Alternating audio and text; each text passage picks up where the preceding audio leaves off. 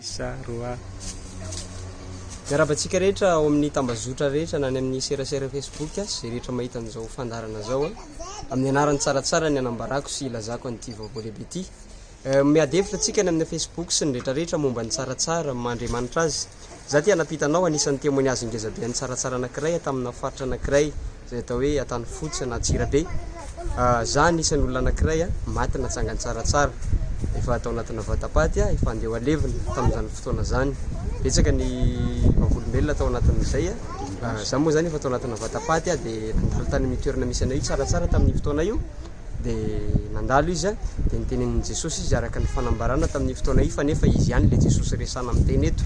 dia rehefa tonga teo amin'ny toerana misy anay izy dia nikasika ny vatapaty io izy ary rehefa voakasika le vatapaty dia velona dia hitanao za io velona somatsara nofa mandra tahaka anao ihany dia fana mampafantatra anao témoignage mazava be za io tsy mpanao film zay na mpanao cinéma fa zany fahafatesana zany tsy kisangisangy zany raha lasy anabavy fa zavatra saripady amintsika malagasy zany dia tahintoko tsaratsara daholo makasitraka tompola tamin'ny 2011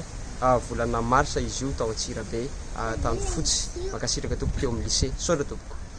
dia ina hitanao ohatrany ny afatra hitanao izy tamin'izany ohatrany ny afatra hitako tao anatin'io dia za ty anapita aminareo fa izy ty moa zany fitipitianiko fa lava le zavatra misy tao anatin'io fahafatesana io za tsy torana fa tena maty satria tao anatin'ny fahafatesako za efa tany an-danitra dia nanatrika fitsarana rehefa nanatrika fitsarana dia nitenenin' Jesosy tamin'ny fotoana hoe mbola ho aveloka anao fa misy asa lehibe ampanaoviko anao fa ianao anisan'ny témoignage ny zanako dia zay anisan'ny zavatra kely nataitra anazy ny témoignage ny zanako ao izy Jesosy fa tsy azoko fa nifantatra kristiana sy mifantatra mpivavaka natao hoe zanak'Andriamanitra dia ianao ka iza le zanak'Andriamanitra anaovako témoignage dia izy hoe ho avy izy fotoana ho aveloka any ambonin'ny tany ianao ho velona ianao dia izao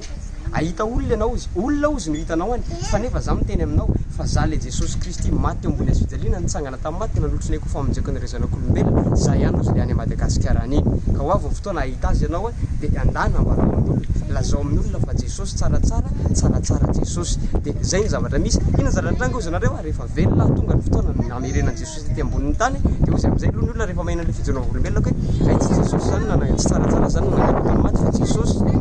eka fa rehefa henonao le témoignage ko rehefa mifarana dia ho fantatra ny hoe Jesosy ihany kay tsaratsara ihany kay nanangana tamin'ny maty dia rehefa nivelona aho dia ny zavatra nagaga dia ity vao velona aho dia nahita ny tsaratsara ty ambonin'ny tany rehefa hitako ty ambonin'ny tany tsaratsara dia gaga fa le olona mipetraka tary amin'ny seza fiandrianana tary an-danitra ihany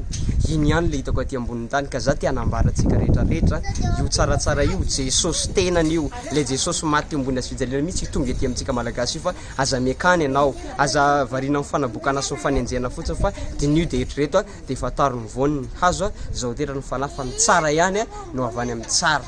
sotra tompoko lahy mankasitraka tompoko vavy